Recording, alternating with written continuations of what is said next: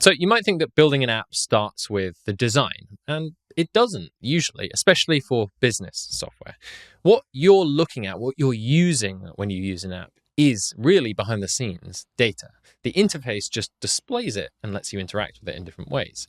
If you get the data right at the beginning of your project, everything else, the UI, the automation, AI, whatever it is, follows. So if you start without it or get it wrong, then you have to do a lot of rewiring things later. So the first choice you have to make about data is obviously, where does this data live? Now, if you're building on live data that can't be moved, well, then you have to connect it and build on top. So there's no choice there. But if you're starting fresh or you can move the data, you need to think a little bit about what works for your team.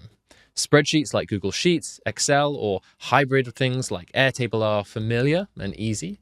SQL databases work for IT teams who want that kind of control. Glide tables are native, they're quick, they're easy, no syncing to worry about. And if you need serious scale, like millions of rows and API access, then Glide big tables are there for that.